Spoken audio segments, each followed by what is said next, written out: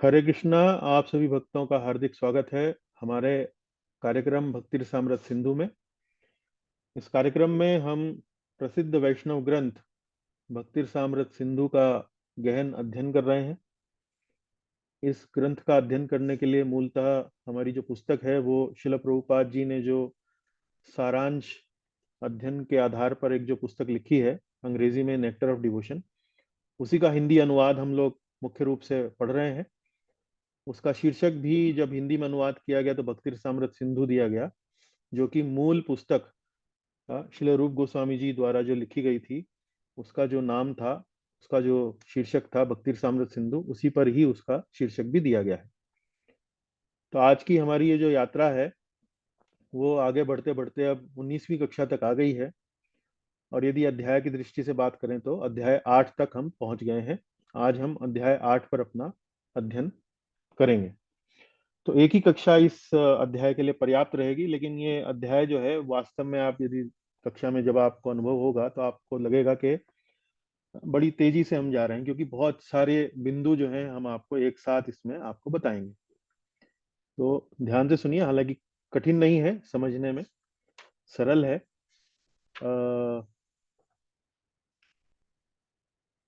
अभी तक जो हमने चर्चा करी इनमें, उसमें अब श्रील रूप गोस्वामी जी हमें भक्ति के 64 अंगों की अपने को हम हमें जानकारी दे रहे हैं।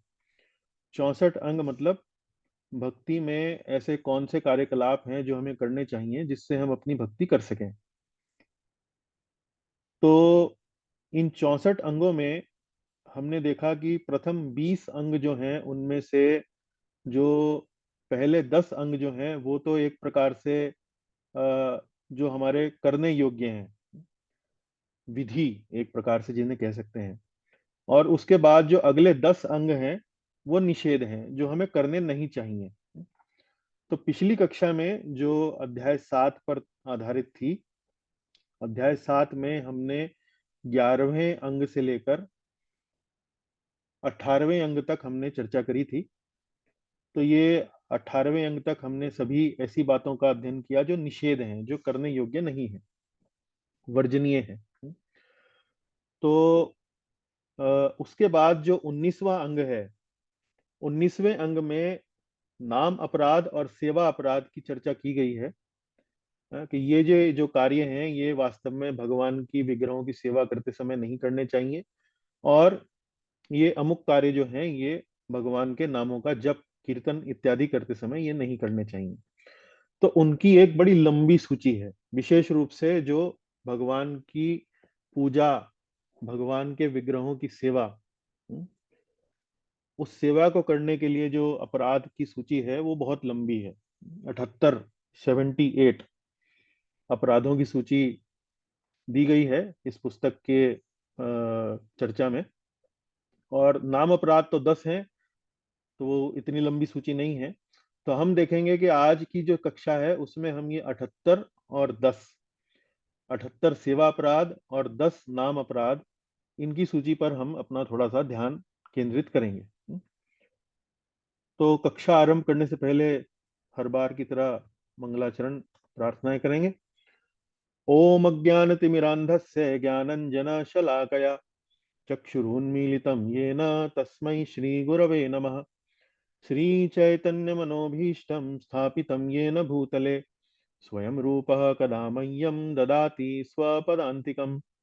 वन्देऽहं श्रीगुरोः श्रीयुतपदकमलं श्रीगुरून् वैष्णवांश्च श्रीरूपं साग्रजातं सहगण रघुनाथान्वितं तं सजीवम् साद्वैतं सावधूतं परिजनसहितं कृष्णचैतन्यदेवं श्रीराधा कृष्णपादान् सहगण ललिता श्रीविशाखान्वितांश्च। हे कृष्ण करुणा सिंधो दीनबंधो जगत्पते गोपेश गोपिका कांत राधा कांत नमोस्तुते। तप्त कांचन गौरांगी राधे वृंदावनेश्वरी वृषभानुसुते देवी प्रणमामि हरिप्रिये। वाञ्छाकल्पतरुभ्यश्च कृपा सिन्धुभ्य एव च पतितानां पावनेभ्यो वैष्णवेभ्यो नमो नमः। जय श्री कृष्ण चैतन्य प्रभु नित्यानंद, श्री अद्वैत गदाधर श्रीवासादि गौर भक्त वृंद। हरे कृष्ण कृष्ण कृष्ण हरे हरे, हरे राम राम राम हरे हरे। तो चलिए एक बार, जो पिछली कक्षा हमने करी थी, कक्षा नंबर 17, उसका सारांश हम थोड़ा सा आपके सामने प्रस्तुत करेंगे। वास्तव में पिछली कक्षा तो एक प्रश्नोत्तरी थी, कक्षा नंबर 18, लेकिन कक्षा नंबर 17 में और कक्षा नंबर 16 में हमने अध्याय 7 जो है उसको पूर्ण रूप से पढ़ा था। तो अध्याय 7 को हमने दो भागों में पढ़ा था। पहले भाग में यानी कि कक्षा 16 में हमने जो विधि थे, जो 10 ऐसी बातें थी, जो 10 ऐसे भक्ति के अंग थे जो करने चाहिए, उन पर चर्चा की थी। और कक्षा नंबर 17 में, जो कि अध्याय 7 का एक तरह से दूसरा भाग हमने पढ़ाया था आपको, उसमें जो निषेध हैं, तो निषेधों में से भी जो 10 निषेध थे, उसमें से पहले 8 निषेधों की चर्चा हमने करी, यानी कि भक्ति के 11 अंग से लेकर 18वें अंग तक हमने चर्चा करी थी। तो उन्हीं पर संक्षेप में एक बार दोहराएंगे, बहुत ज्यादा गहराई में नहीं जाएंगे। तो ये जो निषेध थे वो कौन कौन से थे? अभक्तों का संग त्याग, तो ऐसे लोगों का त्याग करना जो वास्तव में भक्ति में संलग्न नहीं है, ये भी एक भक्ति का अंग है। 11वां अंग जो रूप गोस्वामी जी बताते हैं। उसके बाद 12वां अंग था अयोग्य शिष्य ना बनाना। तो जो शिष्य जो वास्तव में, जिनकी भक्ति में रुचि नहीं है, जो वास्तव में भक्ति में आगे बढ़ने के लिए कृत संकल्प नहीं है, ऐसे शिष्यों को स्वीकार न करना। तो ये विशेष रूप से उन वैष्णवों के लिए जो गुरु के पद पर आसीत हैं, उनके लिए मुख्य रूप से ये अंग जो है भक्ति का बताया गया है, अयोग्य शिष्य शिष्य ना बनाना। फिर 13वां निषेध हमने जो देखा वो था, 13वां अंग जो था वो हमने देखा अधिक मंदिर ना बनाना। तो अ, अधिक मंदिर ना बनाना अर्थात ऐसे परियोजनाओं में अपने आप को संलग्न ना करना जो बहुत बड़ी है। क्योंकि यदि ऐसी परियोजनाओं में हम अपने आप को संलग्न कर लेंगे, तो वास्तव में भक्ति के पथ से हमारा मन जो है वो डिग सकता है, हम किसी दूसरे दिशा में जा सकते हैं। तो अधिक मंदिर ना बनाना। लेकिन यदि स्वतः ही कोई व्यवस्था ऐसी हो जाए, धन की, या कोई व्यक्ति इस प्रकार का कार्य करने के लिए तैयार हो, तो उसको मंदिर बनाने में सहयोग भी करना, ये भी हमने देखा इस अंग के अंतर्गत। 14वां, अधिक पुस्तकें ना पढ़ना। अधिक पुस्तकें ना पढ़ना यानी कि भक्ति से संबंधित जितना भी साहित्य है वो जितना से अधिक पढ़ा जा सके उतना पढ़ना, लेकिन उसके अतिरिक्त निर्विशेष ब्रह्म की व्याख्या करने वाले या नास्तिक मतों का प्रतिपादन करने वाले ऐसी पुस्तकों को ना पढ़ना। फिर 15वां, सामान्य व्यवहार में स्पष्टवादिता। तो जो व्यक्ति भक्त होता है, जो आध्यात्मिक जीवन में, भक्ति के जीवन में आगे बढ़ना चाहता है, वो अपना व्यवहार स्पष्ट रखता है। हमारा व्यवहार स्पष्ट कब नहीं होता है? जब हमें कोई लोभ हो, कोई लालच हो, कोई हमारे मन में ऐसी बात की हमारे मन में प्रेरणा हो कि जो हमें वास्तव में धर्म के संगत नहीं हो, तो वो इस प्रकार का व्यवहार अपने जीवन में ना रखना। क्योंकि भक्त तो वास्तव में भगवान की प्रसन्नता के लिए ही अपना जीवन जीने का प्रयास करता है। तो इसलिए सामान्य व्यवहार में स्पष्टवादिता वो उसको रखनी चाहिए। 16वां, हानि लाभ में समभाव। हानि लाभ में समभाव अर्थात हमारे जीवन में कई बार हमें हानि का सामना करना पड़ता है, हमें लाभ की स्थिति भी देखनी पड़ती है।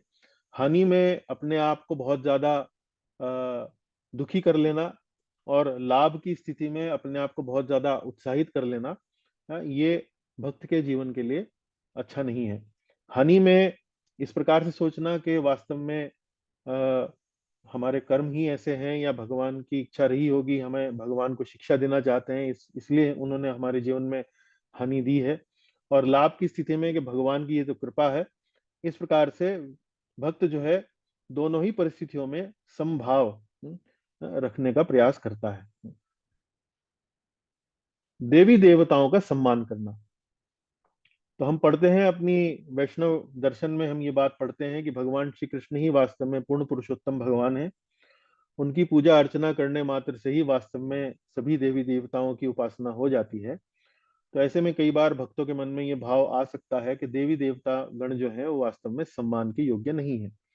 हम तो केवल भगवान कृष्ण के ही सेवक हैं, भगवान कृष्ण के ही भक्त हैं, अन्य किसी देवी देवता की उपासना की आवश्यकता नहीं है। तो ये वास्तव में भक्ति में एक अपराध है कि हम देवी देवताओं का सम्मान ना करें, है? उनका निरादर करें। ये वास्तव में एक बहुत अपराध के रूप में उसको बताया गया है, ऐसा नहीं करना चाहिए। क्योंकि देवी देवता गण जो हैं वे भी भगवान के ही पार्षद हैं, भगवान के ही वास्तव में सहयोगी हैं, जो इस भौतिक जगत का संचालन करने के लिए भगवान की सहायता करते हैं। तो जब एक वैष्णव एक चींटी को भी आदर सम्मान की दृष्टि से देखता है, तो ऐसे सम्मानित जीवों का, देवी देवताओं का तो सम्मान अवश्य ही करना चाहिए। और फिर 18वां अंग जो हमने देखा वो था किसी भी जीव को पीड़ा ना पहुंचाना। तो वैष्णव जो है वो हृदय से वास्तव में बहुत दयालु होता है, बहुत कृपालु होता है, और अ, हृदय से बड़ा ही कोमल होता है। तो वह किसी भी जीव को पीड़ा पहुंचाने का भाव नहीं रखता है। तो इस प्रकार से हमने ये 11 से लेकर 18 तक जितने भी ये जो निषेध थे, जिन बातों से हमें बचना चाहिए, उनका अध्ययन हमने कक्षा नंबर 17 में हमने वो किया। अब हम आते हैं भक्ति के अंग संख्या 19 पर।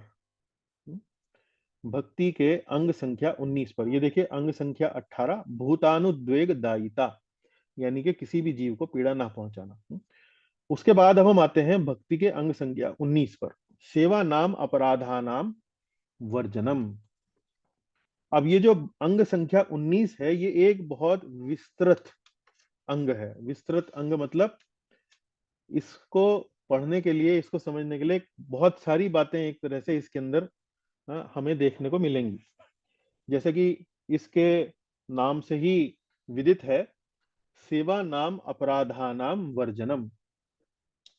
सेवा, सेवा का अर्थ यहाँ पर है, सेवा अपराध से अर्थ यहाँ पर है विग्रह सेवा में किए गए अपराध। विग्रह सेवा किसको बोलते हैं?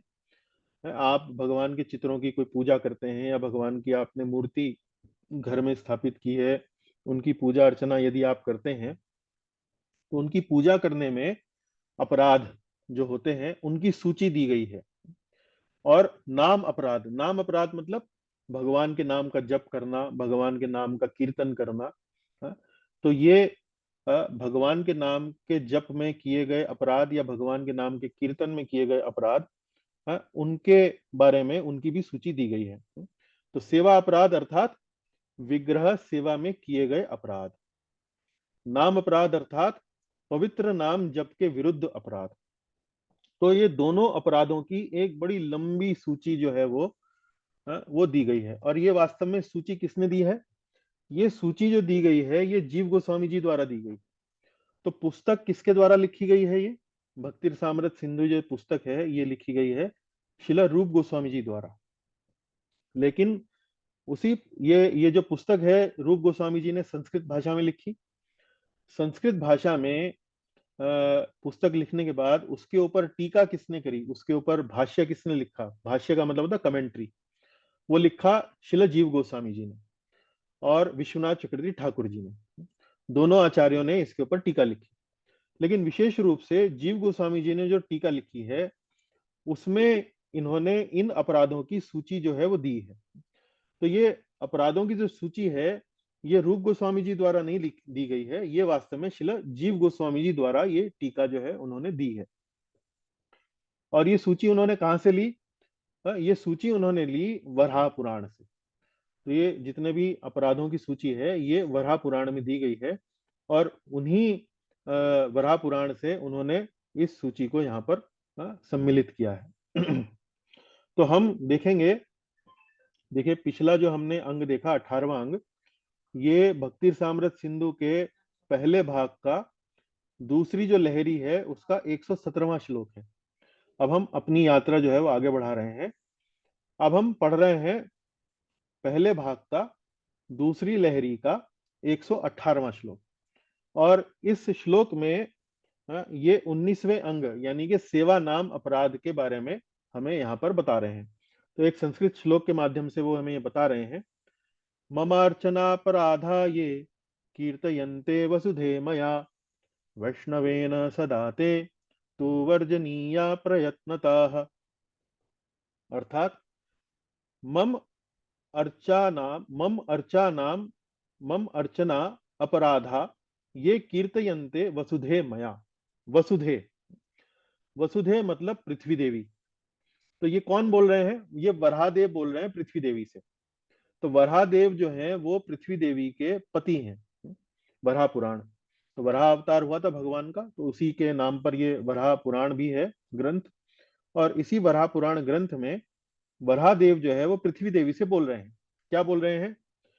प्रिय पृथ्वी वसुधे, मेरे अर्थात मया अर्थात वराहदेव द्वारा वर्णित विग्रह सेवा के प्रति अपराधों से, मम अर्चना अपराधा, विग्रह सेवा के प्रति अपराधों से, मम अर्चना अपराधा ये कीर्तयन्ते वसुधे मया वैष्णवेन सदा ते तु वर्जनीय प्रयत्नतः।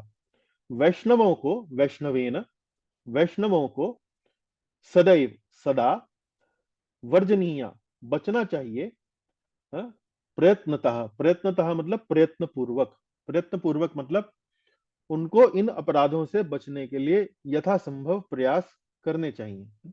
अर्थात वराहदेव पृथ्वी देवी से क्या कह रहे हैं कि अब ये जो मैं अपराधों की सूची तुमको बताने वाला हूं, इन अपराधों के प्रति वैष्णवों को प्रयत्न से अपना प्रयास करने पर इनसे सदैव बचने का प्रयास करना चाहिए, इनसे सदैव बचना चाहिए। तो ये अंग संख्या 19 जो है उसके बारे में भूमिका बताने के लिए श्रील रूप गोस्वामी जी वराह पुराण से एक श्लोक उद्धृत करते हैं, जो कि भक्ति रसामृत सिंधु के पहले भाग के दूसरे अध्याय के दूसरे लहरी के 118वें श्लोक के रूप में यहाँ पर वर्णन किया गया है। अब ये बोलने के बाद, ये बात बताने के बाद आगे की जो प्रस्तुति है उसमें मूल संस्कृत जो वराह पुराण में दी गई है और उसी के आधार पर सेवा तथा नाम अपराधों की सूची दी गई है। तो नाम अपराधों की सूची तो वास्तव में पद्म पुराण से दी गई है, लेकिन आगे के ये जो अपराध दिए गए हैं मुख्य रूप से ये वराह पुराण से लिए गए हैं। तो हम एक एक करके अपराधों का वर्णन जो है वो पढ़ेंगे, संस्कृत पढ़ेंगे, उसका व्याख्या पढ़ेंगे और कुछ संक्षेप में उसकी छोटी मोटी जो टीका है समझाने के प्रयास के अंतर्गत मैं थोड़ा सा आपको बताऊंगा। तो आरंभ करते हैं एक एक करके। तो सूची बड़ी लंबी है, 78 की संख्या है सेवा अपराधों की सूची में, और नाम अपराध की सूची में 10 की संख्या है। तो एक एक करके देखेंगे। यानैर्वा पादुकैर वापी गमनम भगवत ग्रहे। तो क्या अर्थात है, क्या अर्थ है इसका? मोटर कार, यान, यान मतलब मोटर कार, या किसी सवारी में बैठकर, या पालकी में सवार होकर, या जूता पहनकर, पादुकैर, पादुकैर मतलब पादु मतलब जूता, वापी गमनम भगवत ग्रहे, भगवत ग्रहे अर्थात मंदिर, मोटर कार या पालकी में सवार होकर या जूता पहनकर अर्चा विग्रह के मंदिर में प्रविष्ट होना, अर्चा विग्रह के मंदिर में प्रविष्ट होना। तो जूता पहनना या मोटर कार पालकी इत्यादि में सवारी करना जो है ये ऐश्वर्य के एक तरह से सूचक है। तो जब हम भगवान के धाम जाते हैं, भगवान के घर जाते हैं, तो मुख्य रूप से हमारा भाव जो है वो विनम्रता का, एक दास का, एक सेवक का होना चाहिए। तो इसलिए इसको एक अपराध बताया गया है कि जूता पहन के नहीं जाते हैं या किसी बड़े वाहन में बैठकर हम लोग नहीं जाते हैं। तो वाहन में भी बैठकर जाते हैं तो कहीं दूर उसकी उसको स्थापित करके फिर हम पैदल भगवान के मंदिर में प्रवेश करते हैं। उसके बाद देखिए, देवात्सव आदि असेवाचा। देव, देवात्सव, देवात्सव अर्थात भगवान का उत्सव, देव उत्सव, आदि, आदि मतलब इत्यादि, उत्सव इत्यादि में असेवाचा, असेवा मतलब सेवा ना करना। तो भगवान की प्रसन्नता के लिए जन्माष्टमी तथा रथ यात्रा जैसे उत्सवों में कोई भी सेवा अर्पण ना करना। तो ये भी अपराध है। मान लीजिए जन्माष्टमी है, कोई रथ यात्रा है और आपकी जानकारी में है, तो कोई ना कोई सेवा जो है वो हमें, छोटी सेवा बड़ी सेवा कोई भी किसी भी सेवा को देने का प्रयास हमें करना चाहिए। अप्रणामस्तद अग्रतः। हाँ, अप्रणामस्तद अग्रतः अर्थात अर्चा विग्रह के समक्ष नतमस्तक न होना। तो मान लीजिए आप किसी मंदिर में प्रवेश करते हैं या आपके सामने भगवान का कोई यात्रा, भगवान का कोई जुलूस, भक्तों की कोई मंडली जो है वो आपके सामने से निकल रही है, तो उनको प्रणाम न करना, उनको नमस्कार न करना, उनके सामने नतमस्तक न होना, ये भी एक अपराध है। तो अर्चा विग्रह के समक्ष नतमस्तक न होना ये एक अपराध है, ये एक सेवा अपराध। आगे चलते हैं। चौथा, उच्चिष्ठे वापि अशौचे वा भगवद वंदनादिकम। बिना हाथ तथा पैर धोए अथवा अशुद्ध अवस्था में भगवान की पूजा हेतु मंदिर में प्रवेश करना। भगवद वंदनादिकम, भगवान की वंदना करना, भगवान के सामने भजन इत्यादि करना है। उच्चिष्ठे वापि अशौचे, उच्चिष्ठे मतलब झूठा, झूठा मतलब भोजन करने के बाद हाथ ना धोना, तो एक प्रकार से हमारे हाथ झूठे होते हैं। अशौचे, अशौचे मतलब अ, अ, शुद्ध अवस्था में मंदिर में प्रवेश ना करना, अशुद्ध अवस्था में मंदिर में प्रवेश करना। तो अशुद्ध अवस्था के उदाहरण क्या है?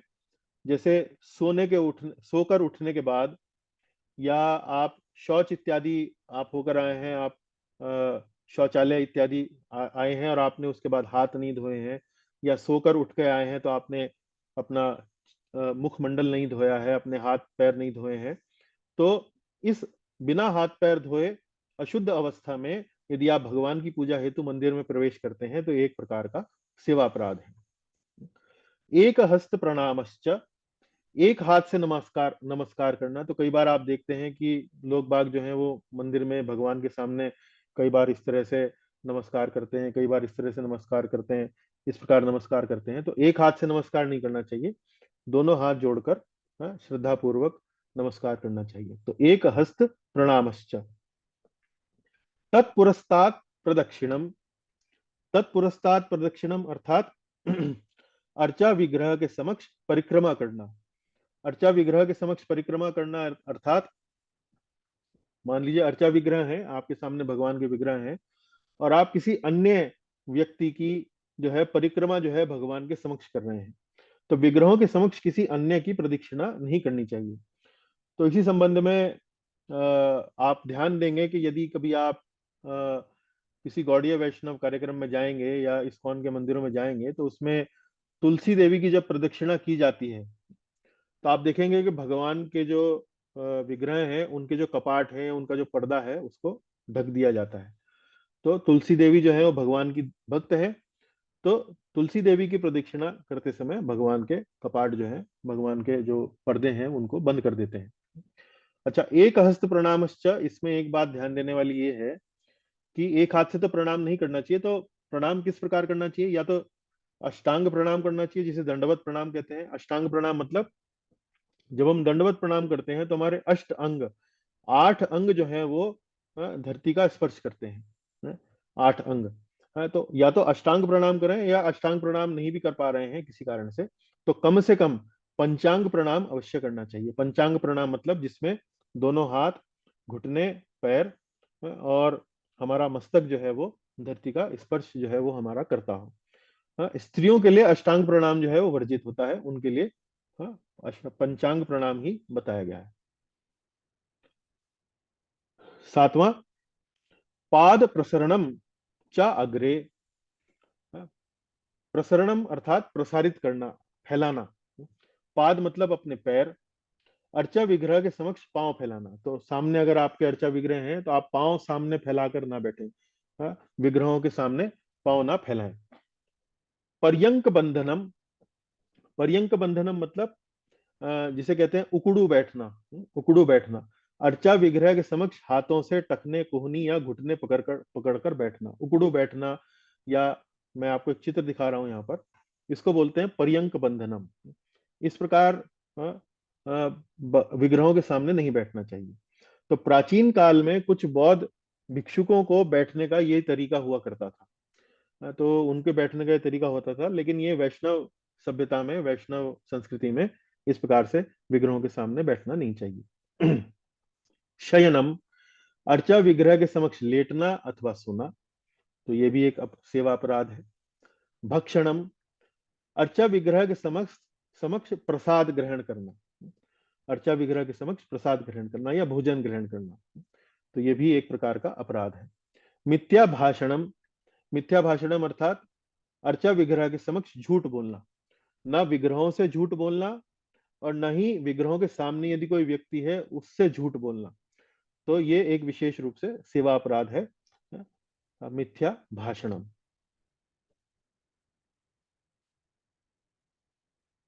12वां, उच्चैर भाषा। उच्चैर भाषा अर्थात अर्चा विग्रह के समक्ष ऊंची आवाज में बोलना।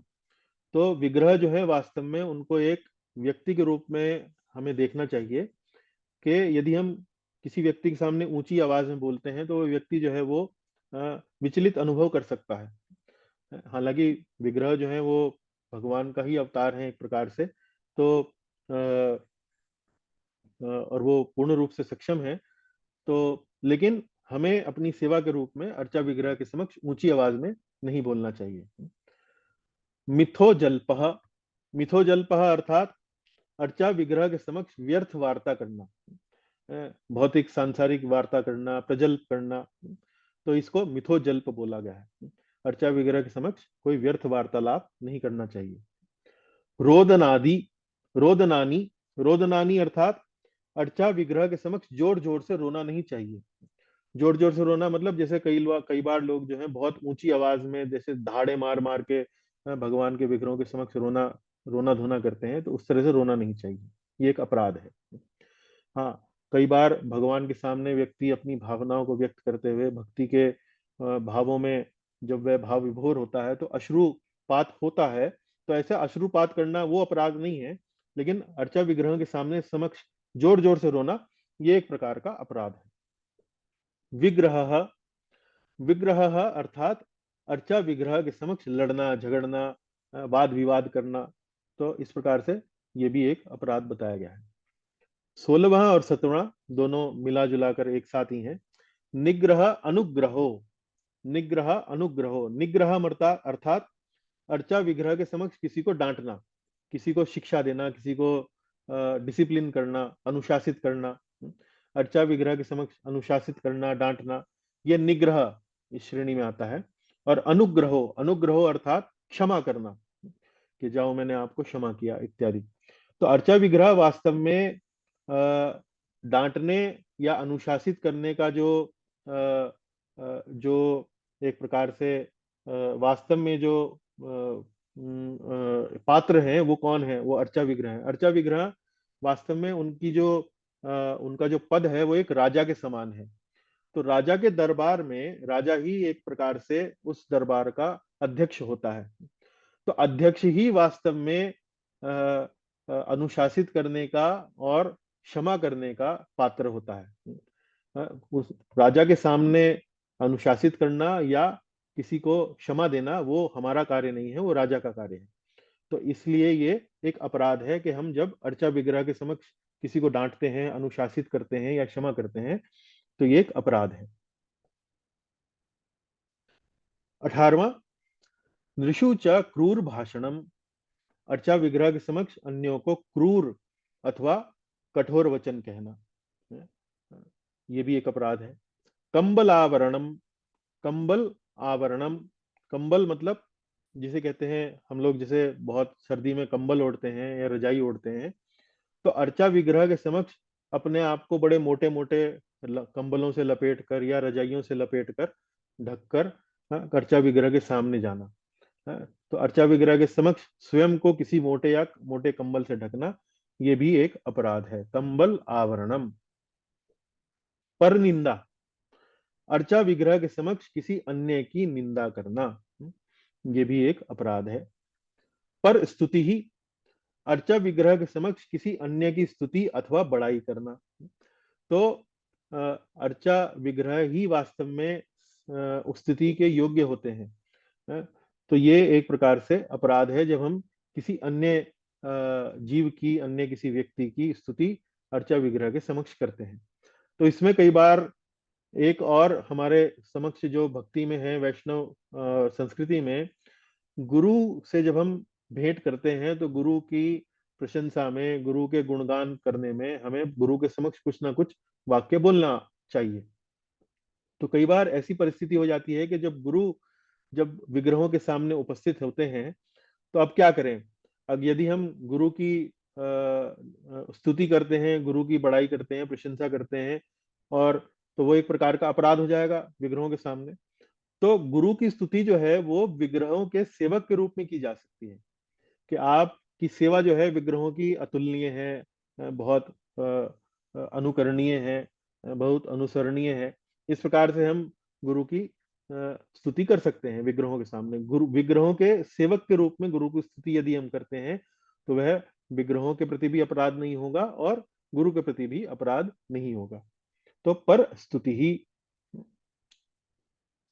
22वां, अश्लील भाषणम, अर्चा विग्रह के समक्ष अश्लील भाषा बोलना, उल्टे सीधे शब्द बोलना, तो ये भी एक अपराध है।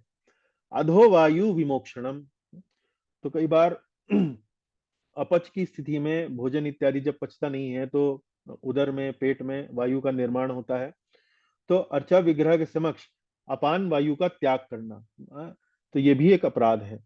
तो ये हमें समझना चाहिए कि कई बार इस प्रकार का ये जो वायु त्याग करना भी आयुर्वेद की दृष्टि से ये बताया गया है कि इसको रोकना नहीं चाहिए, इन वेगों को रोकना चाहिए, वायु के वेग को रोकना नहीं चाहिए। लेकिन यदि अर्चा विग्रह के कक्ष में हम उपस्थित हैं और वायु वेग से हमें वायु वेग का सामना करना पड़ रहा है, तो मंदिर में मुख्य कक्ष से बाहर आकर आप अपने आप को, वायु वेग को, इस उद्वेग को आप शांत कर सकते हैं और पुनः आप कक्ष में जा सकते हैं। तो अर्चा विग्रह के समक्ष अपान वायु का त्याग करना ये भी एक अपराध है। शक्तौ गौण आपचार, गौण आपचार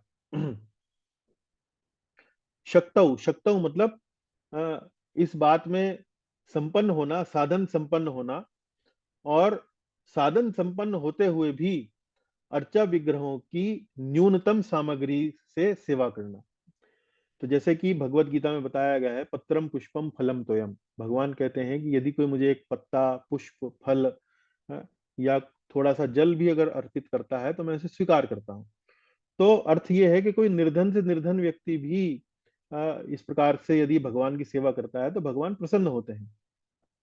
लेकिन यदि आप सक्षम हैं, साधन संपन्न हैं, उसके बावजूद भी यदि आप सोचते हैं कि भाई भगवान ने तो गीता में कहा है कि पत्रम पुष्पम फलम तो केवल एक पुष्प अर्पित करके ही वास्तव में भगवान जो है प्रसन्न हो सकते हैं, यद्यपि आप एक पूरी माला अर्पण करने में सक्षम हैं और फिर भी एक कंजूसी, लोभवश या कंजूसी के कारण, कृपणता के कारण यदि आप केवल एक ही पुष्प अर्पित कर रहे हैं तो इसको गौण अपचार कहते हैं, न्यूनतम सामग्री अर्पण करना कहते हैं।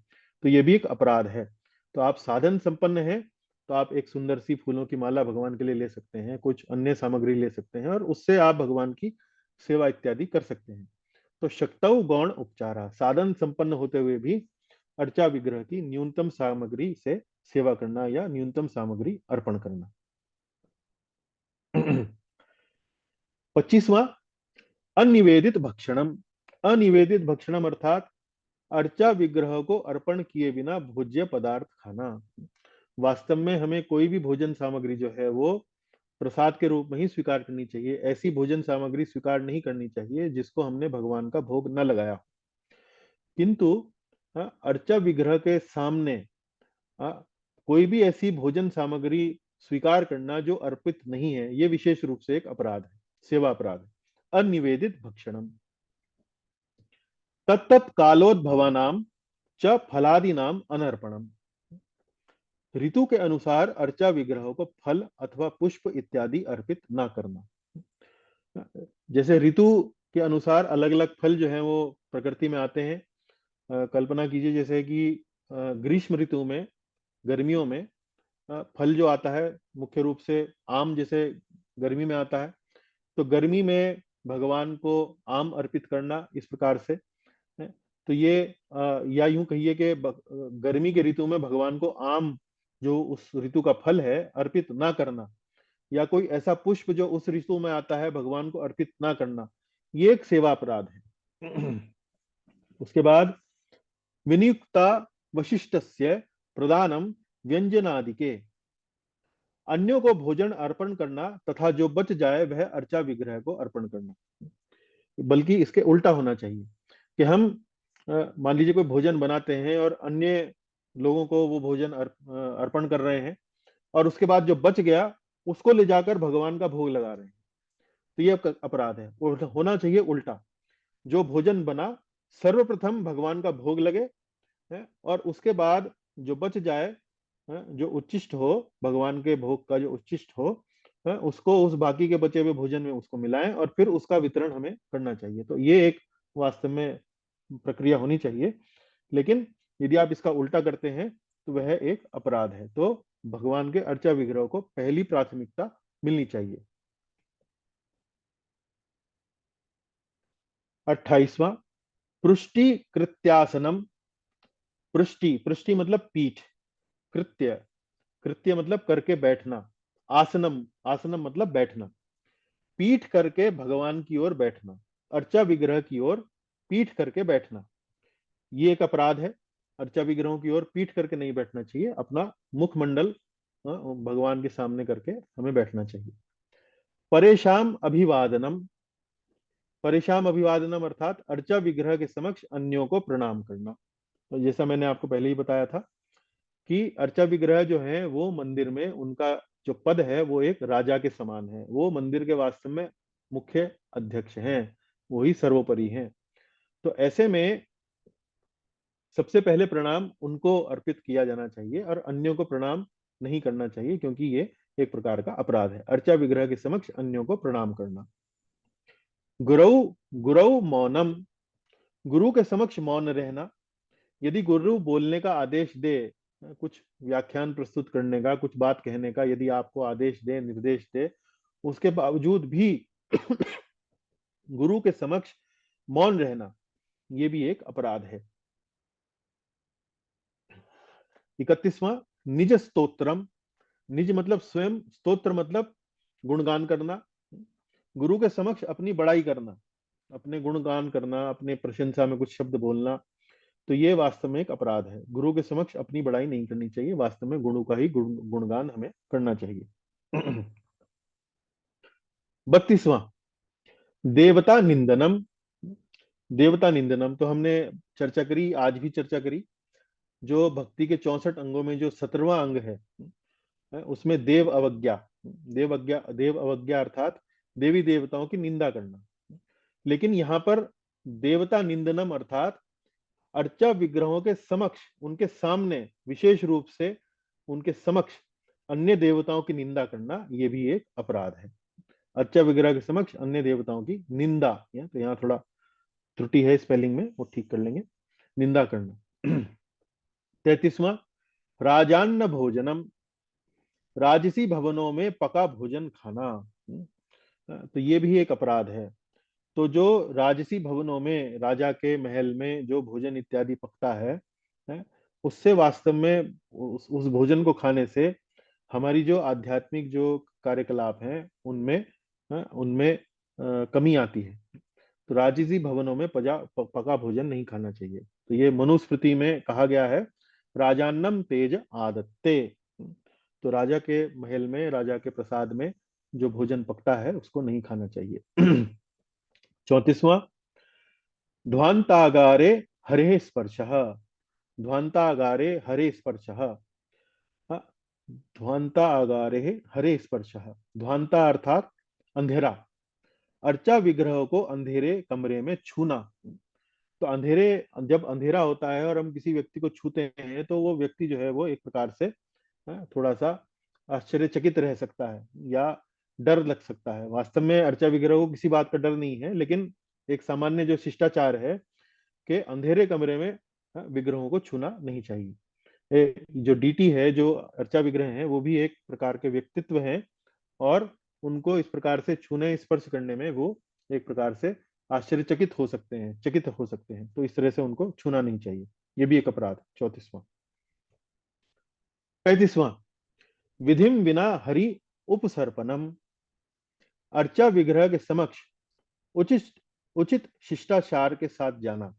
उचित शिष्टाचार के साथ जाना अर्थात जब आप अर्चा विग्रह के कक्ष में प्रवेश करें तो द्वार को खटखटाएं, धीरे से खोलें, नमस्कार करें, साष्टांग दंडवत प्रणाम करें अर्थात या पंचांग प्रणाम करें। तो इस प्रकार से अर्चा विग्रहों के समक्ष उचित शिष्टाचार समक्ष ही जाना चाहिए, अन्यथा अपराध है।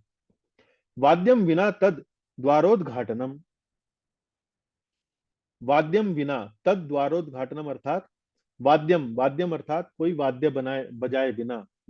तो जब पूर्व समय में जब राजा महाराजा हुआ करते थे तो राजा को जब सवेरे सवेरे उठाया जाता था तो बड़ा ही वाद्यों का, बड़े सुंदर सुंदर जो वाद्य हैं, संगीत इत्यादि, उनका घोषण उनका वादन किया जाता था।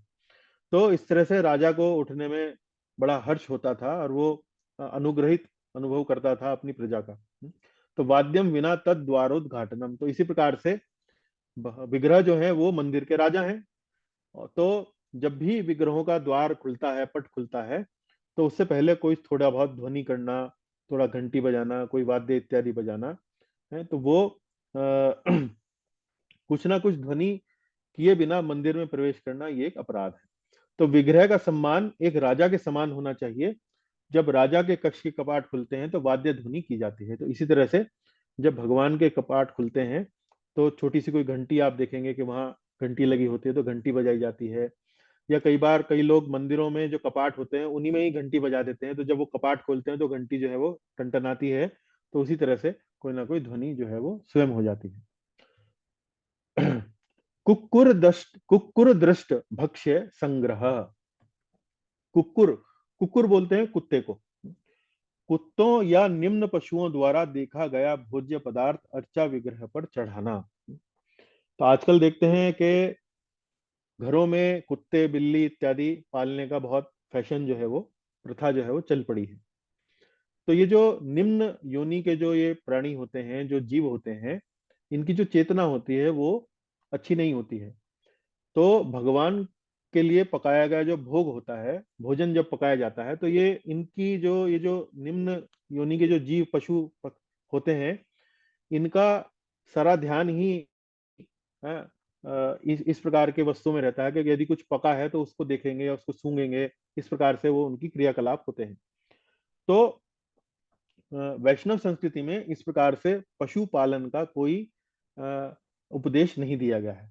तो वैष्णवों को इस प्रकार के पशुओं को पालन करने से बचना चाहिए। क्यों बचना चाहिए? क्योंकि इससे अर्चा विग्रहों के प्रति अपराध की जो अपराध का जो एक ये कार्य है वो होने लगता है। तो वैदिक सभ्यता में वस्तु जिसे कुत्ते द्वारा छुआ, चाटा अथवा देखा गया हो वह अशुद्ध मानी जाती है। तो यदि कोई कुत्ता या कोई बिल्ली आपके घर में होगा और कोई आप भोजन की सामग्री आप पकाएंगे, तो स्वतः ही उसकी गंध से, उसकी सुगंध से इन पशुओं का ध्यान उसकी तरफ जाएगा और वो उसको देखने का प्रयास करेंगे, और ये वैदिक सभ्यता के अनुसार उस भोजन को वह अशुद्ध करेंगे। तो इस प्रकार से भगवान के समक्ष इस प्रकार का भोजन जो है वो अर्पण नहीं किया जाना चाहिए।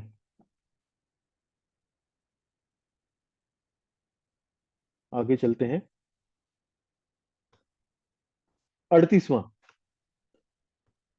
38वां देखिए, अर्चने मौन भंग। पूजा करते समय मौन भंग करना। तो जो भी व्यक्ति पूजा करता है अर्चा विग्रहों की, उन्हें दीपक दिखाता है, उन्हें अगरबत्ती दिखाता है, वस्त्र इत्यादि दिखाता है, पुष्प दिखाता है, तो उसको मौन रहकर पूजा अर्चना करनी चाहिए। मौन बीच में भंग नहीं करना चाहिए। पूजा काले विड उत्सर्गाय सर्पणम। पूजा करते समय विग्रहों को छोड़कर अचानक शौच इत्यादि के लिए चले जाना। आपको पूजा आ रही, आप पूजा कर रहे हैं और तुरंत ही आपको एक बार शौच इत्यादि का आपको उद्वेग हुआ और आप बीच में छोड़कर चले गए, तो ये भी एक अपराध है। तो यदि आपको पूजा करनी है, आपको मालूम है आपको अर्चा विग्रह की पूजा करनी है, तो पहले शौच इत्यादि से आप निवृत्त हो लें, उसके बाद पूजा करें। या यदि इस प्रकार का उद्वेग आपको हो भी रहा है, आवेग आ रहा है, तो पूजा करने के उपरांत जो है आप शौच आदि के लिए जाएं, बीच में ना जाएं।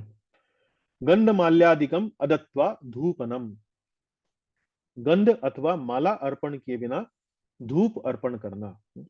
तो धूप अर्थात यानी कि अगरबत्ती।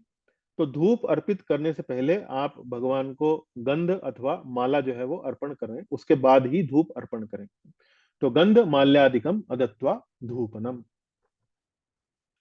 अनर्ह पुष्पेण पूजनम, अर्चा विग्रहों की पूजा व्यर्थ के पुष्पों से करना। व्यर्थ के पुष्पों की परिभाषा क्या है? कुछ पुष्प जो होते हैं वो विषैले होते हैं, कुछ पुष्प जो होते हैं वो भक्त जो है वो कागज के बनाकर वो पुष्प जो है वो अर्पण करते हैं। तो ये जो विषैले पुष्प हैं, ये जो कागज से बने जो पुष्प हैं, ये विग्रहों पर नहीं चढ़ाए जाते हैं। तो इस तरह से अर्चा विग्रहों की पूजा व्यर्थ के पुष्पों से ना करें। ये भी एक अपराध है। 42वां, अकृत्वा दंत काष्ठम, दांत मांजे बिना, यानी कि पेस्ट किए बिना, टूथ पेस्ट किए बिना या टूथ क्लीन किए बिना, दांत मांजे बिना अर्चा विग्रह की पूजा करना, ये भी एक अपराध है। निधूपनम कृत्वा, निधूपनम कृत्वा अर्थात मैथुन के बाद, यानी कि काम क्रीड़ा के बाद, सेक्स के बाद सीधे मंदिर में प्रवेश करना।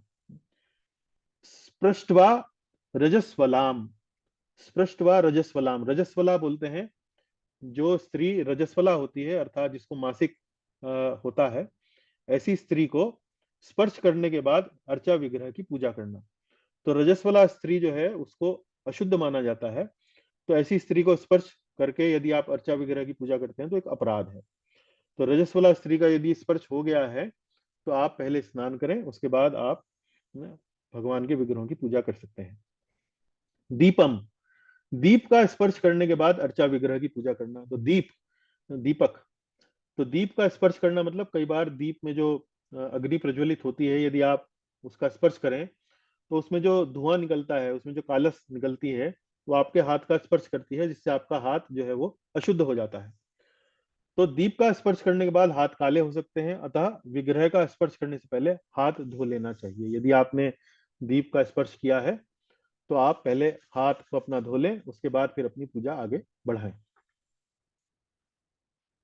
46वां, मृतकम, मृतकम अर्थात शव को छूने के पश्चात अर्चा विग्रह की पूजा नहीं करनी चाहिए। तो कई बार किसी व्यक्ति की मृत्यु जो है वो संक्रामक रोग से हो सकती है। तो यदि आप ऐसे शव का स्पर्श करते हैं तो आप भी संक्रमण के प्रभाव में आ सकते हैं।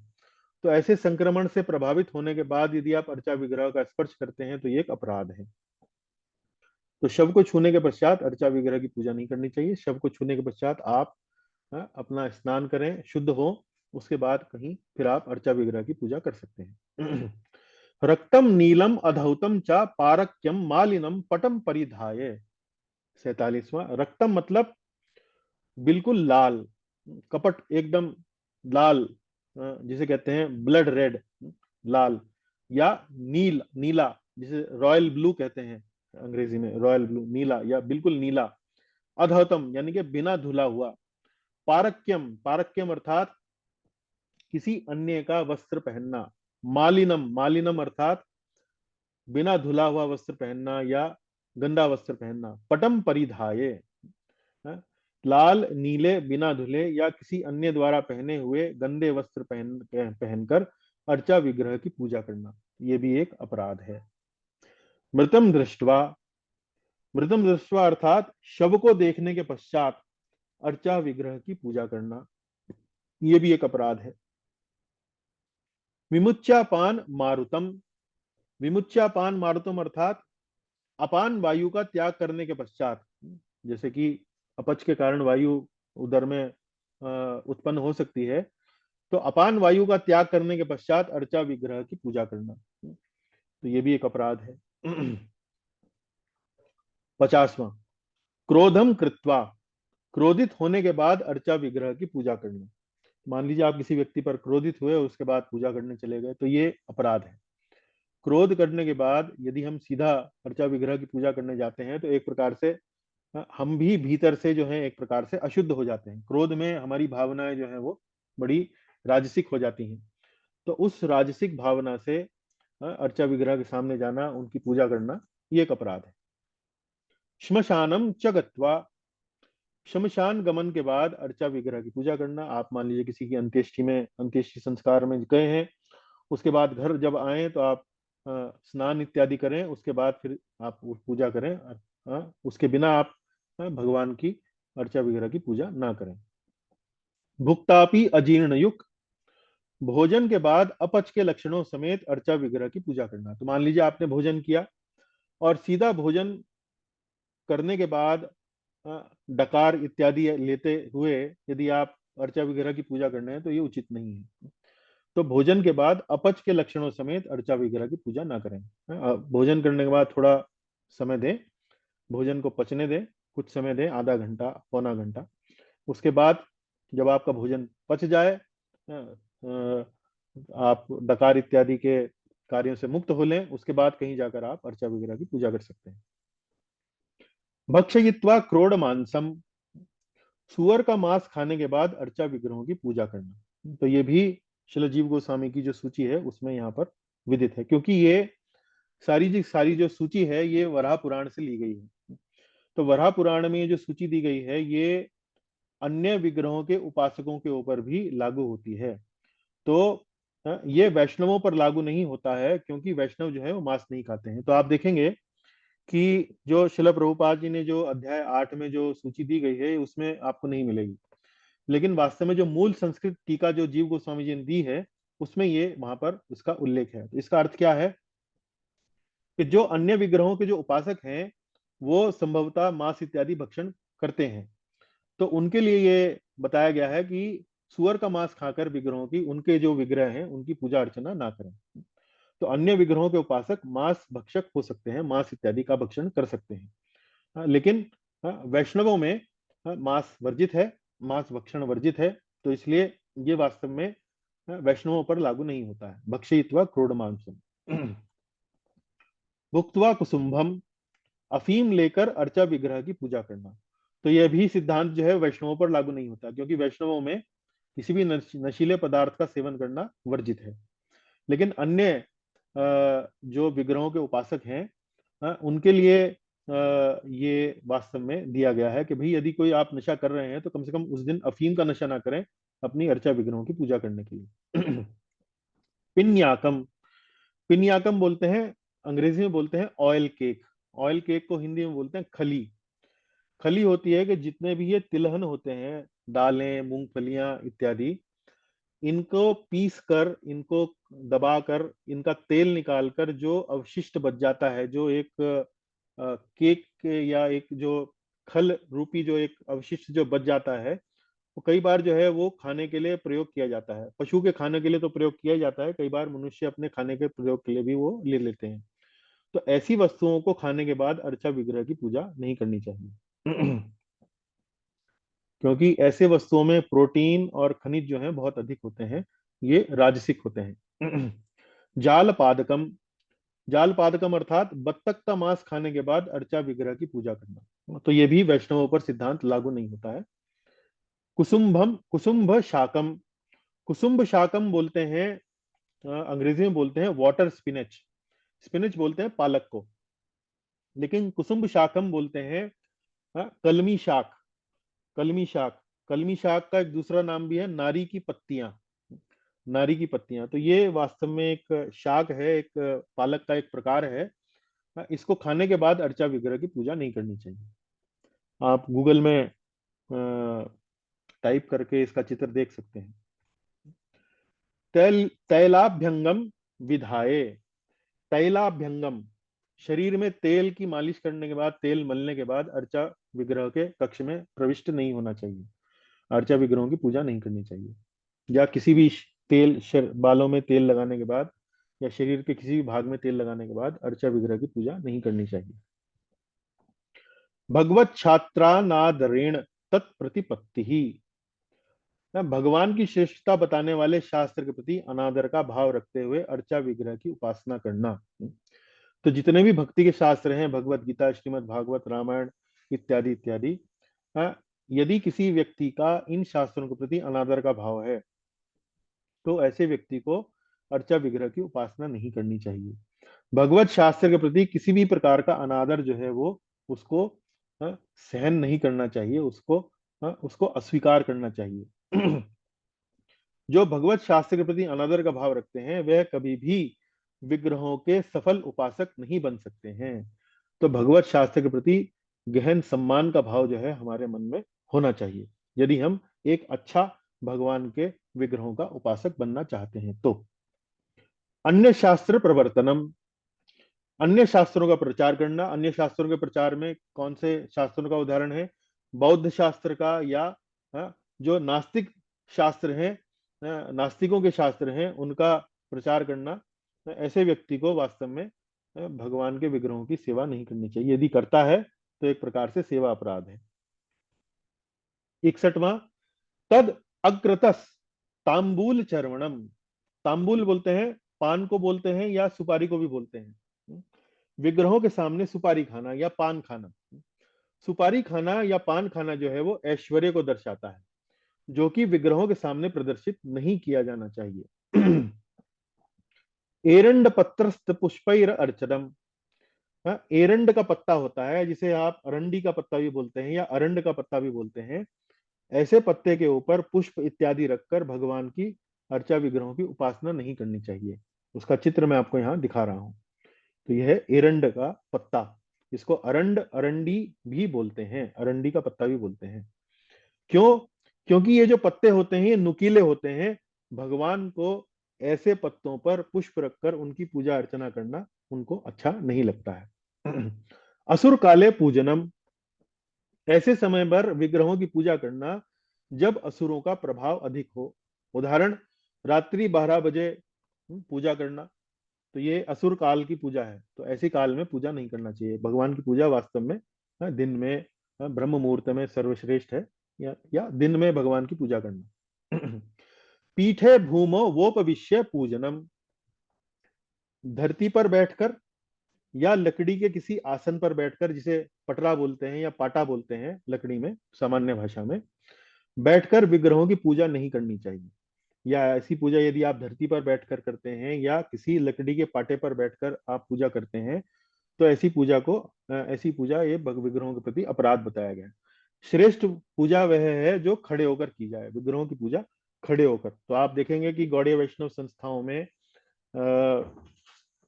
इस्कॉन के मंदिरों इत्यादि में आप देखेंगे जितनी भी पूजा अर्चना जो पुजारी लोग करते हैं वो खड़े होकर करते हैं। आरती जो भी करते हैं, आरती में जो भी अर्पण किया जाता है वो खड़े होकर ही किया जाता है। 65वां, स्नपन काले वाम हस्तेन तत्स्पर्श। स्पन, स्नपन काले, स्नपन काले अर्थात स्नान के समय, वाम हस्तेन, वाम हस्तेन अर्थात बाएं हाथ से भगवान के विग्रहों का स्पर्श करना। तो यदि आप भगवान के विग्रहों को स्नान करा रहे हैं तो बाएं हाथ में आप जो स्नान का जो पात्र है जिसमें जल है उसका प्रयोग करें, और दाएं हाथ से विग्रहों को मसलने का, उनका मालिश करने का, उनको रगड़ने का, उस प्रकार से आप प्रयत्न करें। तो स्नपन काले वाम हस्ते न तत्स्पर्श, स्नान करते समय विग्रहों को बाएं हाथ से स्पर्श करना या छूना। बाएं हाथ से स्नान का पात्र पकड़ें तथा दाएं हाथ से स्नान कराएं। पर्युषितैर याचितैर व पुष्पैर अर्चनम। पर्युषितैर अर्थात बासी पुष्प, याचितैर अर्थात भिक्षा में मांग कर लाए गए पुष्प। ऐसे पुष्पों से यदि आप विग्रहों की पूजा करते हैं तो एक अपराध है। श्रेष्ठ यही होगा कि आप अपना एक छोटा सा बगीचा जो है अपना तैयार करें और उसी बगीचे से पुष्पों को एकत्र करके भगवान को अर्पण करें। तो आजकल अपार्टमेंट सिस्टम हो गए हैं, छोटे छोटे 2-3 BHK वाले फ्लैट हो गए हैं, तो ऐसे में संभव नहीं है कि हर व्यक्ति अपना बगीचा बना सके। तो ऐसे में आप ताजे पुष्पों को आप बाजार से, मार्केट से खरीद कर आप भगवान को चढ़ा सकते हैं। पूज्यम निष्ठीवनम, विग्रह पूजा के दौरान थूकना, तो ये भी एक अपराध है। तस्याम स्वगर्व प्रतिपादनम, भगवान की पूजा करते समय गर्व का लक्ष्य, गर्व का प्रदर्शन करना। गर्व का प्रदर्शन अर्थात कि मैं तो कितनी सुंदर पूजा करता हूँ, मैं तो पूजा, भगवान का बहुत बड़ा पुजारी हूँ, भगवान की बहुत अच्छे से पूजा करता हूँ। तो इस प्रकार का गर्व का भाव रखना ये भी एक प्रकार से भगवान के अर्चा विग्रहों की सेवा के प्रति एक अपराध है। 69वां, तिर्यक पुंड्र धृति ही, अपने मस्तक पर 3 रेखाओं का तिलक लगाना, तो ये भी एक अपराध है। हमारा जो तिलक होता है वो ऊर्ध्व पुंड्र होता है। ऊर्ध्व पुंड्र मतलब उल्टा, एक प्रकार से जिसे बोलते हैं ना, यू यू शेप का होता है। और यहाँ पर छोटी सी एक तुलसी की पत्ती के प्रतीकात्मक रूप, एक छोटी सी पत्ती यहाँ पर बनाई जाती है। तो इस प्रकार से हमारा ऊर्ध्व पुंड्र तिलक होता है, वैष्णव तिलक। ये जो 3 रेखाओं वाला जो तिलक होता है ये वैष्णव तिलक नहीं कहलाता है। तो तिर्यक पुंड्र धृति ही, तो ऐसी 3 रेखाओं का तिलक लगाना ये भी एक अपराध है। अब प्रक्षालित पादत्वेपि तन मंदिरे प्रवेश, हाथ पांव धोए बिना मंदिर में प्रवेश करना। तो जब आप किसी मंदिर में जाते हैं तो पहले हाथ धोएं, अपने पांव धोएं, उसके बाद मंदिर में प्रवेश करें। तो जिस भी मंदिर में आप जाएंगे, अक्सर मंदिरों में देखा गया है कि मंदिर के प्रवेश द्वार के बाहर नल लगा होता है, हैंड पंप लगा होता है। तो उससे अपना हाथ धोएं, कुल्ला करें, पैर धोएं, उसके बाद मंदिर में प्रवेश करें। अवैष्णव पक्व निवेदनम, अवैष्णव द्वारा पकाया भोजन विग्रहों को अर्पण करना। कोई व्यक्ति वैष्णव नहीं है, उसके द्वारा पकाया गया भोजन है, उसको विग्रहों को अर्पण करना, यह भी एक प्रकार का अपराध है। अवैष्णव दृष्टो पूजनम, विग्रह की पूजा करना जब एक अवैष्णव उसे देख रहा हो। तो कई बार जब हम पूजा अर्चना करते हैं और हमें मालूम है कि जो व्यक्ति हमारे कक्ष में उपस्थित है वो वास्तव में वैष्णव नहीं है, अवैष्णव है, तो ऐसे में पूजा करना जब अवैष्णव उसको देख रहा है तो ये भी एक अपराध है। तो ये वास्तव में निजी पूजा पर लागू हो सकता है। बड़े बड़े जो मंदिर हैं जहाँ बड़े बड़े संख्या में लोग आते हैं, वहां आपको मालूम नहीं कौन वैष्णव है कौन अवैष्णव है, वहां ये अपराध होना वास्तव में अपराध से बचना संभव नहीं है। लेकिन थोड़ा सा बाद में मैं आपको बताऊंगा कि वास्तव में कई बार जब अपराध से बचना संभव नहीं होता है तो ऐसे में अपराध से बचा कैसे जाए, तो उसका भी एक सूत्र जो है वो दिया गया है, वो बाद में चर्चा करेंगे। विघ्नेशम अपूजयित्वा, विग्रह की पूजा से पूर्व गणपति की पूजा ना करना। तो आध्यात्मिक जगत में वास्तव में गणपति जो है वो विश्वक्सेन के रूप में प्रकट होते हैं, उपस्थित रहते हैं। तो विग्रहों की पूजा आरंभ करने से पहले विश्वक्सेन की पूजा मन ही मन उनको अपनी श्रद्धा, अपने प्रणाम अर्पण करना, या गणेश जी को अपने प्रणाम अर्पण करना, ये एक प्रकार से हम कर सकते हैं। विग्रह की पूजा से पूर्व गणपति पूजा ना करना ये एक अपराध है। कपाली नाम दृष्टवा, कपाली कपाली बोलते हैं कई ऐसे साधु, ऐसे तपस्वी जो हैं वो घूमते रहते हैं जिनके हाथ में नरमुंड होता है। नरमुंड अर्थात खोपड़ी, नर की खोपड़ी लेकर घूमते हैं। तो ऐसे कपाली का दर्शन करने के बाद विग्रहों की पूजा करना ये भी एक अपराध है। नखाम्बसा स्नपनम, नखाम्बसा स्नपनम अर्थात स्नान कराते समय, विग्रहों का स्नान कराते समय यदि उसका जल जो है हमारे उनसे हमारे नाखूनों का स्पर्श हो जाए तो एक अपराध है, वो जल जो है वो अशुद्ध हो जाता है। तो सलाह दी जाती है कि विग्रहों की पूजा अर्चना करने से पहले अपने नाखून जो है उन्हें काट लें, उन्हें छोटा कर लें। तो विग्रहों का स्नान कराने से पूर्व अपने नाखून छोटे कर लें। घर्मांबू लिप्त लिप्त लिप्तत्वे पी पूजनम, घर्मांबू लिप्तत्वे पी पूजनम अर्थात पसीने से लथपथ अवस्था में विग्रहों की पूजा करना। आप मान लीजिए आप कहीं बहुत श्रम का कार्य करके आए हैं, बहुत पसीने से लथपथ हैं, और ऐसी अवस्था में आप विग्रहों की पूजा अर्चना कर रहे हैं, तो ये भी एक अपराध है। तो इस तरह से आपने देखा कि 76 अपराधों की सूची हम देख चुके हैं, और अन्य अंतिम जो 2 अपराध हैं, सेवा अपराध, उनकी सूची इस प्रकार है। निर्माल्य लंघनम, भगवान को अर्पित माला, भगवान को अर्पित माला को लांघना। आपने कोई भगवान को माला अर्पित करी, माला जो है वो प्रसाद के रूप में आपको प्रदान कर दी गई, उस माला को लांघना या उस पर पैर रखना ये एक अपराध है।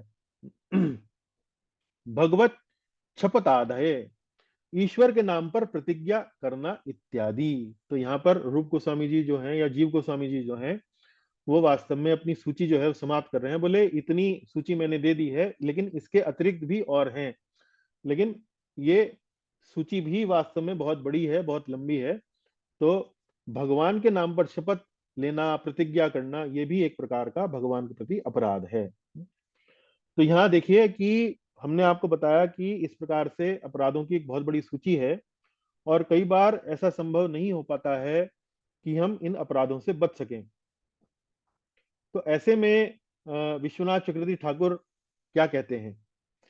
तो मैं आग्रह करूंगा, निधि माता जी यदि उपस्थित हैं तो वो कृपा करके जो स्क्रीन पर लिखा है उसे पढ़ें। जी प्रभु जी। जी। बुद्धिमान आत्माओं के लिए उनके सेवा अपराध प्रतिदिन हरि नाम और विभिन्न भक्ति में भजनों के उच्चारण के द्वारा तथा साथ साथ उनकी निरंतर विग्रह सेवा में व्यस्तता से दूर हो जाते हैं। उनके संबंध में सेवा अपराधों का बीज भी प्रकट नहीं होता है। हालांकि यदि कोई लापरवाह हो जाता है और यह सोचने की त्रुटि कर बैठता है कि किसी के सेवा अपराध इन प्रक्रियाओं से दूर हो जाएंगे और इस तरह स्वेच्छा से सेवा अपराध करता है, तो यह हरि नाम के बल पर पाप करने का 7वां नाम अपराध कहलाता है। हाँ, तो माधुर्य देखिए। कादम्बिनी अमृत की तीसरी वृष्टि। जी। तो माधुर्य कादम्बिनी नाम की एक पुस्तक जो है श्रील विश्वनाथ चक्रवर्ती ठाकुर ने लिखी है। बहुत सुंदर पुस्तक है। इस पुस्तक में भक्ति के अनेक अनेक जो अवस्थाएं हैं, श्रद्धा, साधु संग, भजन क्रिया, अनर्थ निवृत्ति इत्यादि इत्यादि, इस इन सभी अवस्थाओं के बारे में विशेष रूप से विस्तार से बताया गया है कि प्रत्येक अवस्था के लक्षण क्या क्या होते हैं। तो इसी पुस्तक में श्रील विश्वनाथ चक्रवर्ती ठाकुर सेवा अपराधों से बचने का एक सूत्र हमें बता रहे हैं कि यदि सेवा अपराध कई बार हो भी जाते हैं तो उनसे एक प्रकार से बचने का या उनको न्यूट्रलाइज करने का, उनको एक प्रकार से समाप्त करने का एक सूत्र क्या है? वो है भगवान के नाम का जप। तो देखिए यहाँ पहली पंक्ति क्या लिखी है? बुद्धिमान आत्माओं के लिए उनके सेवा अपराध प्रतिदिन हरि नाम और विभिन्न भक्तिमय भजनों के उच्चारण के द्वारा तथा साथ साथ उनकी निरंतर विग्रह सेवा में व्यस्तता से दूर हो जाते हैं। कि जो वैष्णव जन होते हैं, जो लगातार भगवान का हरिनाम करते रहते हैं, भगवान के नामों का कीर्तन करते रहते हैं, अनेक अनेक वैष्णव भजन जो हैं उनका गायन करते रहते हैं, विग्रह सेवा में निरंतर जो है वो व्यस्त रहते हैं, तो ऐसी व्यस्तता से, ऐसे हरिनाम के उच्चारण से ये जो अपराध कई बार जान ना ना चाहते हुए भी हमसे हो जाते हैं, उनसे वे बच सकते हैं, उनसे वे दूर हो जाते हैं, उनसे वे निकल जाते हैं। लेकिन यदि कोई व्यक्ति यह सोचता है कि वो अपराध कर ले और बाद में हरि नाम का उच्चारण करके इन अपराधों से वह मुक्त हो जाएगा, तो यह उचित नहीं है। ये आचरण उचित नहीं है। इसको कहते हैं, इसको नाम के प्रति अपराध कहते हैं। नाम अपराध भी हम पढ़ने वाले हैं। इसको नाम के बल पर अपराध करना, नाम के बल पर अपराध करना मतलब कि चलो अभी तो हम थोड़ा सा मांस खा लेते हैं, थोड़ा कोई मदिरा पी लेते हैं, कोई और अपराध कर लेते हैं, और बाद में हम हरि नाम कर लेंगे तो ये अपराध जो है हमारा चला जाएगा। तो ये नाम को इस प्रकार से प्रयोग करना, अपराधों को दूर करने की भावना से प्रयोग करना नाम का, ये वास्तव में अपने आप में एक नाम अपराध है। ये भी एक गंभीर अपराध है। तो इससे वास्तव में हमारा भक्ति में कोई उत्कर्ष नहीं होगा, कोई हमारा आगे बढ़ना नहीं होगा, हमारा कोई उन्नति नहीं होगी। तो इस तरह से यह हरि नाम के बल पर पाप करना अर्थात 7वां नाम अपराध कहलाता है। तो हम जान अनजाने में कोई अपराध हो गया, उसका तो निवारण है हरि नाम का जप। लेकिन जानते बूझते अपराध करना और फिर ये सोचना कि हरि नाम से मैं उस नाम अपराध, उस सेवा अपराध को मैं दूर कर लूंगा, तो ये अपने आप में नाम के प्रति अपराध है। तो इससे बचना चाहिए। आगे देखते हैं। अब ये देखिए, ये श्रीमद् भागवत में 8वें स्कंद का 23वां अध्याय है, उसका 16वां श्लोक है। इसमें यहाँ पर इसी बात को बहुत सुंदरता से यहाँ बताया गया है। मंत्र तस्तंत्र तच्छिद्रम देश कालार हवस्तुतः सर्वम करोति निश्छिद्रम अनुसंकीर्तनम तब। निधि माता जी पढ़े यहाँ से, हिंदी अनुवाद पढ़ें इसका।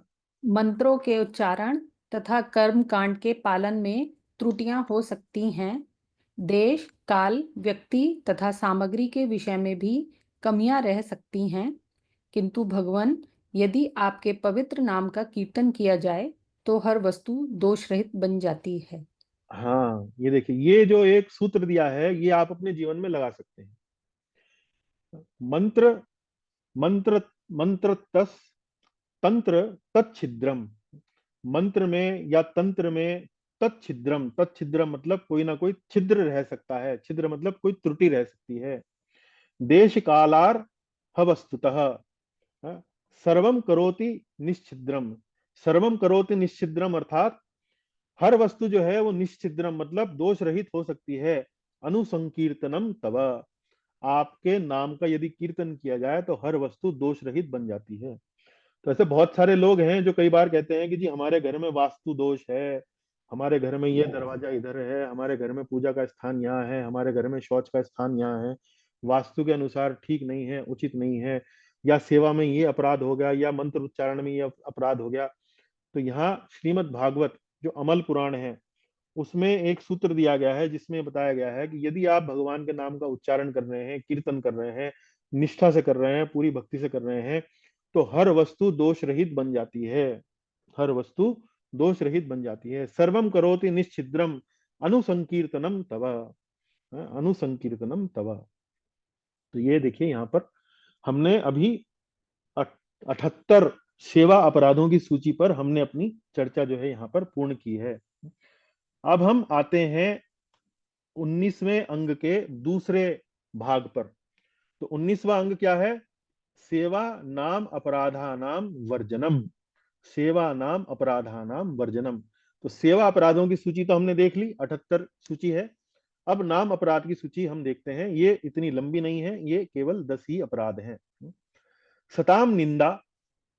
सताम निंदा अर्थात जिन भक्तों ने भगवान नाम के प्रचार हेतु अपना जीवन अर्पित कर दिया है उनकी निंदा करना। ये तो भक्त ऐसा है, ये तो भक्त वैसा है, इस प्रकार उनकी निंदा करना, ये पहला नाम अपराध है। श्री विष्णु सकाशात शिवस्य नामादेह स्वतंत्र मननम। शिव तथा ब्रह्मा के नाम इत्यादि को भगवान विष्णु के नाम के तुल्य या उससे स्वतंत्र समझना। भगवान शंकर का नाम लेना कोई दोष नहीं है, लेकिन उस नाम जप को भगवान के नाम जप से स्वतंत्र समझना, ये अपने आप में भगवान के नाम के प्रति अपराध है। श्री विष्णु सकाशात शिवस्य नामादे स्वतंत्र मननम। शिव तथा ब्रह्मा के नाम इत्यादि को भगवान विष्णु के नाम के तुल्य या उससे स्वतंत्र समझना, ना तो ये भगवान के नामों के बराबर है ना उनसे स्वतंत्र है। तो ये भाव अच्छे से समझ में आना चाहिए। गुरोर अवज्ञा, अपने गुरु की आज्ञा का उल्लंघन करना, यह भी एक नाम अपराध है। श्रुति तद अनुगतस शास्त्र निंदनम, वैदिक साहित्य या प्रमाणों की निंदा करना। वैदिक साहित्य या कुछ ऐसा साहित्य जो वैदिक साहित्य के आधार पर लिखा गया है, वैदिक साहित्य के ऊपर लिखा गया है, ऐसे शास्त्रों की निंदा करना, ऐसे साहित्य की निंदा करना, ये अपने आप में नाम अपराध है। हरिनाम महिमनी अर्थवाद मात्रम इदम इति मननम, कि हरि नाम की जो महिमा है ये तो मात्र अर्थवाद है। अर्थवाद मतलब ये तो मान एक कवि की काल्पनिक काल्पनिक जो है वर्णन है। कि जैसे हरि नाम को लेकर कई बार बहुत हमें महिमा उनकी सुनने को मिलती है हरि नाम की, उसको काल्पनिक मान लेना, काल्पनिक मान लेना। जैसे कवि जो होते हैं वो अपने वर्णन करने में कई बार बढ़ा चढ़ाकर वर्णन करते हैं, अतिशयोक्ति जिसे बोलते हैं।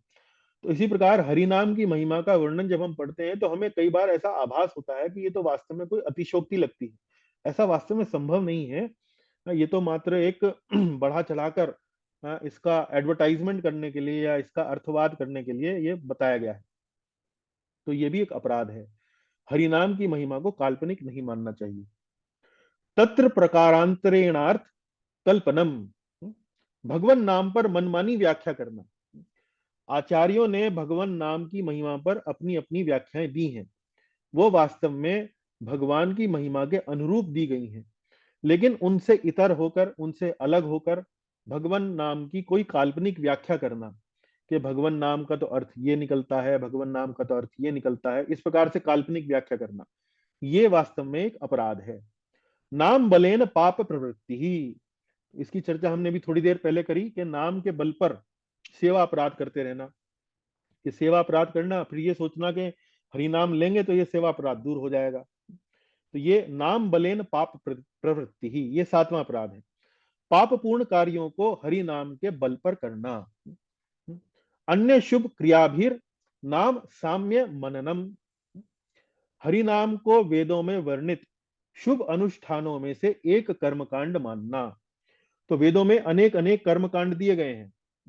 कर्मकांड अर्थात कोई भी ऐसा कार्य करना जिससे हमें कोई भौतिक लाभ मिलने वाला है। तो हरि नाम को भी वास्तव में वेदों में वर्णित कर्मकांड के समान ही मान लेना, हाँ, ये एक अपराध है, नाम के प्रति अपराध है। अन्य शुभ क्रिया भी, मतलब ये भी कोई एक शुभ कार्य है, ये भी कोई एक शुभ कार्य हम कर रहे हैं, कोई शुभ का कार्य है नहीं, वास्तव में हरि नाम शुभ कार्य से भी ऊपर है। तो ये समझना, अन्य शुभ क्रिया भी नाम साम्य मननम, ये नाम लेना वास्तव में कोई अन्य ही कोई शुभ क्रिया है, ऐसा नहीं है।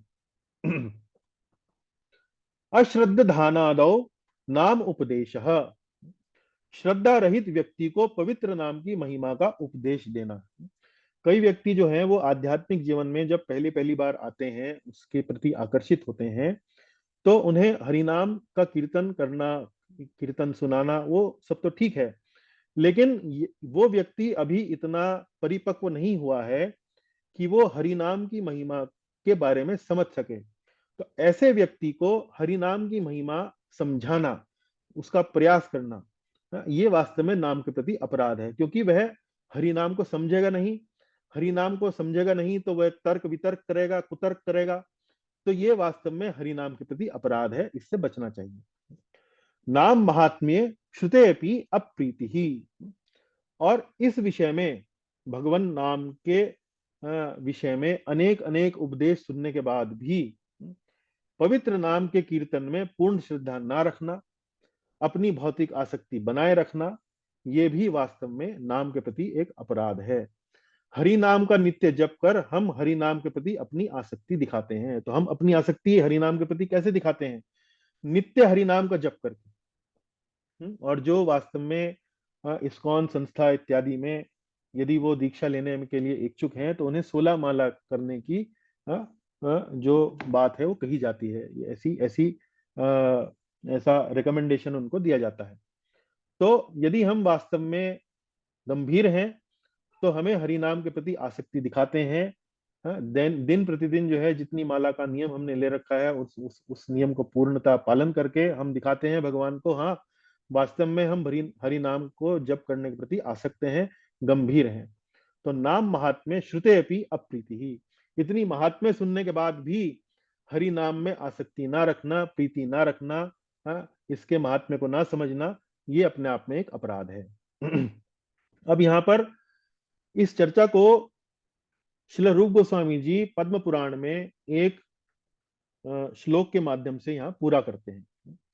वो कहते हैं, अब ये श्लोक है 119 और 120। देखिए हमने 118 आरंभ किया था, उसके अंग संख्या 19 के जहां हमने आरंभ किया था, उसके बाद 118 के बाद 119 और 120वां श्लोक यहाँ पर पद्म पुराण से उद्धृत करके रूप गोस्वामी जी क्या बताना चाह रहे हैं हमें। निधि माता जी पढ़े जरा यहाँ से पहला बिंदु। जिसका जीवन पूर्णतया पाप में है, वह भगवान की शरण लेकर रक्षित हो जाएगा। यदि वह भगवान के प्रति अपराध करता है, तो भगवान के पवित्र नाम का जप करने पर उसका उद्धार हो जाएगा। किंतु यदि कोई भगवान नाम के प्रति अपराधी है, तो उसके उद्धार की कोई गुंजाइश नहीं रहती।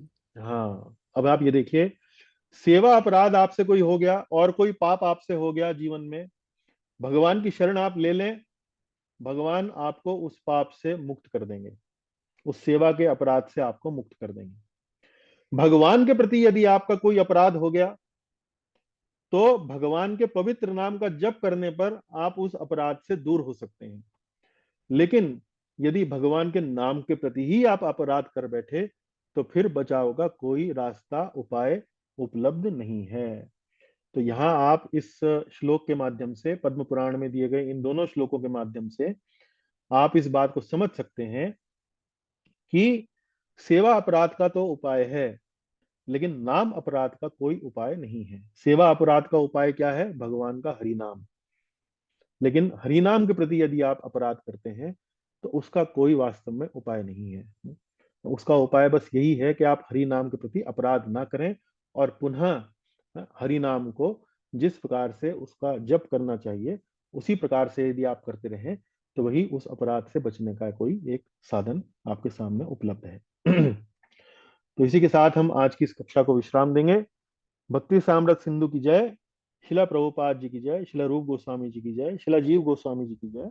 कोई प्रश्न है, कोई टिप्पणियां हैं तो हम चर्चा अब कर सकते हैं। बहुत बहुत धन्यवाद। आशा है कक्षा आपको उपयोगी लगी होगी। जी प्रभु जी, एक क्वेश्चन था। इतने सारे अपराध तो आपने बताए हैं, लेकिन इस समय तो बहुत छुट्टियां तो होती ही है रोज ही, जी। कुछ ना कुछ तो इसके हाँ, तो उपाय क्या हैं? उसके उपाय हमने बताया ना एंड में आपको। इन अपराधों के प्रति सजग रहें। अभ्यास से, हाँ प्रयास से आप इन अपराधों को दूर कर सकते हैं। लेकिन अनजाने में फिर भी यदि कोई हो जाए तो भगवान नाम जो है वो आपके पास है। भगवान का नाम जो है जपते रहिए, मन मन में भगवान का हाँ। नाम जपते रहिए, भगवान जो है अपराधों को दूर कर देंगे। जी। जी प्रभु जी। जी, चलिए, अन्य कोई प्रश्न? प्रभु जी, हरि नाम का जो है अपराध में क्या क्या चीज आती है? जैसे नाम हमने का। हमने बताया ना आपको, अंत में जो 10 बातों की हमने सूची आपको दी। आपके पास ये पुस्तक आपने ली है? ये जो पुस्तक हमने आपको बताई है, जैसे भक्ति साम्राट सिंधु, हाँ जी, प्रभु जी मैंने भी देख लिया। है ना, इसमें 8वां अध्याय पढ़े, उसमें सूची दी गई है। नहीं तो गूगल पर यदि आप टाइप भी करेंगे तो भी निकल के आ जाएगी, और स्लाइड्स में तो मैंने आपको बना कर दी हैं, आप उनको पढ़ सकते हैं। जैसे मैंने आपको बताया ना, भक्तों का जिन्होंने भगवान नाम का प्रचार करने के लिए अपना जीवन अर्पित कर दिया है उनकी निंदा करना, अच्छा। भगवान शंकर, भगवान ब्रह्मा जैसे देवताओं को भगवान विष्णु के नामों के बराबर समझना या उनसे स्वतंत्र समझना, गुरु की आज्ञा का उल्लंघन करना, वैदिक साहित्य की निंदा करना, हरे कृष्ण महामंत्र के जप को एक कल्पना मानना, भगवान नाम पर मनमानी व्याख्या करना, भगवान नाम के बल पर कोई पाप करना, भगवान के नाम को वेदों में वर्णित कोई एक शुभ कार्य समझना, श्रद्धा रहित व्यक्ति को भगवान के महिमा का, नाम की महिमा का उपदेश देना, और इस विषय पर इतने इतने उपदेश समझ लेने के बाद भी भगवान नाम की महिमा में पूर्ण श्रद्धा न रखना। ये 10 नाम अपराध हैं। हाँ, इस्कॉन संस्था में इन अपराधों को से बचने के लिए बहुत बल दिया जाता है। यहाँ तक कि जो आरंभ में दिन में मंगल आरती होती है, उस कार्यक्रम में अंत में जब वो कार्यक्रम पूर्ण होता है तो इन 10 नामों का उच्चारण किया जाता है, ताकि ये प्रभु जो। जी हाँ जी, प्रभु जी, हरे बताइए। कृष्णा चैनल पे भी बताते हैं नाम अपराधों की सूची। हाँ, आप टाइप करके देखें, सुने, वहां हाँ। पर नाम अपराधों की सूची जो है यही आपको मिलेगी हाँ हर जी जगह। गुरु जी, मंगला आरती के बाद करते हैं वो। हाँ। मंगल आरती की बात करते हैं जी। हम्म। जी, हम भी भगवान के नामों के सेवा अपराध से बचें, लेकिन कई बार बचना संभव नहीं है क्योंकि सूची इतनी लंबी है। तो भगवान का हरि नाम जो है उसकी एक उसकी काट है, उससे बचने की एक औषधि है। लेकिन नाम अपराध के प्रति कोई अब यदि आप अपराध करते हैं तो उसका कोई काट नहीं है, अलावा इसके कि भैया आप भगवान के नामों के प्रति पूर्ण निष्ठा से एक बार पुनः जो है वो लग जाए। जी। प्रभु जी, एक जो है जैसे फूलों की बात आई है, फूल तो मार्केट में हमेशा ताजी आता ही नहीं, बासी आता है, तो क्या वो दोष लगता है? भाई, जो आपसे जितना अच्छे से अच्छा संभव है उतना प्रयास करें। हम्म। तो यदि आपकी बगीचा नहीं है, भाई बगीचा नहीं है तो आप कहाँ से लाएंगे फूल? तो बाजार से ही आप ला सकते हैं, बाजार में भी आप देखभाल करके लाएं। यदि आप ताजा, मतलब बिल्कुल ऐसा भी नहीं, बाजार में ऐसा तो नहीं होगा कि बिल्कुल बगीचे से तोड़ के ही वहां रखा गया है और 2 मिनट हाँ, बाद ही पक जाए। दो तीन दिन का होता हाँ प्रभु जी। ठीक है, तो मतलब जितना अच्छे से अच्छा हो, देखने में उसकी हालत ठीक हो, अच्छी हो, हम्म। बासी ना हो, सड़ा हुआ ना हो, तो अच्छा पुष्प जो है आप बाजार से लेकर आए, उसको संभव हो तो फ्रिज में रख दें, और फ्रिज में रखने के बाद उसको धोने के बाद अच्छे से उसको चढ़ाएं। बट जो अच्छे से अच्छा संभव हो वो आप अपना प्रयास करें। फ्रीज में रखने से तो दोष नहीं होगा ना प्रभु जी? भाई बचाव तो हो गया ना, वो सड़ेगा नहीं, गलेगा नहीं, थोड़ा बचाव हो जाएगा उसका। जी। ठीक ठीक ठीक। तो जैसे कई बार हम तो यहाँ पर बेंगलोर में साधन दिया गया है कि जैसे होम डिलीवरी हो जाती है, अच्छा अच्छा। तो हम होम डिलीवरी करा लेते हैं। तो प्रयास तो यही करते हैं कि वो जो जिस दिन आया है उसी दिन चढ़ जाए। लेकिन किसी दिन नहीं भी चढ़ता है तो एक दिन फ्रिज में रख लेते हैं, तो अगले दिन उसको धोकर अच्छे से चढ़ा देते हैं। उसमें मान लीजिए कोई गला हुआ है कोई तो उसको हटा देते हैं, उसको दूसरा कोई पुष्प जो है चढ़ा देते हैं। जी। ठीक ठीक ना चढ़ाने से तो फिर भी ये श्रेष्ठ है। जी। ठीक है प्रभु जी। हरे कृष्णा प्रभु जी। जी माता जी, हरे अ, कृष्ण। हाँ सर, कभी कभी जाप करने से जो हमें मंत्र देते हैं, तो उनके बोलने से भी हमें पाप लगता है, मतलब उच्चारण गलत कर दिया, हम्म। मतलब श्लोक बोलने के टाइम पे हम गलत बोल देते हैं, हाँ, फिर धीरे भगवान धीरे सीखते हैं। भगवान के नाम के उच्चारण में यदि कोई दोष हो जाए, जानते हम्म। बूझते करें तो वो तो गलत है। जैसे मैंने आपको बताया हाँ। ना, जानते बूझते तो नहीं करना चाहिए। लेकिन कोई व्यक्ति मान लीजिए किसी वजह से कोई उच्चारण शब्द का नहीं कर पाता है, जैसे चीन देश के लोग हैं, चीन देश के हम्म। लोग जो है वो र नहीं बोल पाते हैं, वो र को ल बोलते हैं। उनकी जो शब्दावली हम्म। है उसमें र शब्द जो है वो नहीं है शायद, संभवतः। तो हले कृष्णा, हम्म। हले कृष्णा, कृष्णा कृष्णा, हले हले, इस तरह से बोलते हैं। लेकिन यदि वो नहीं कर पा रहे हैं, जानते बूझते नहीं कर पा रहे हैं, लेकिन अ, हो संभव नहीं है, तो अगर फिर भी उच्चारण शुद्ध नहीं हो पा रहा है तो वो अपराध नहीं है। भगवान जो है वो वो भावग्रही, प्रोनाउंसिएशन। हाँ भावग्रही जनार्दन है, आपका भाव समझते हैं। तो फिर भी कोई छोटा मोटा दोष रह जाता है तो वो अपनी समझ से अपने प्रयास जो है वो अच्छे से अच्छा करना चाहिए। जी। हाँ, वो कोई कोई वर्ड संस्कृत के बड़े बड़े अपने से बराबर नहीं बोलने को होते, नहीं, ये तो हम फिर संस्कृत के मंत्रों की बात नहीं कर रहे हैं, ये भगवान के नाम की बात कर रहे हैं। नाम के, हाँ सर, जी। बड़ी बड़ी जो आरतियां होती है। हाँ, हाँ। जो वैदिक मंत्र हैं, उनमें तो उच्चारण का दोष लगता है। लेकिन हम लोग वैदिक मंत्रों का तो उच्चारण नहीं करते ना, हमारा तो मुख्य साधना क्या है, हरि नाम का जप है। हाँ भक्ति में सर। तो मुख्य साधना हमारी यही है ना। हम्म। जी। हम्म।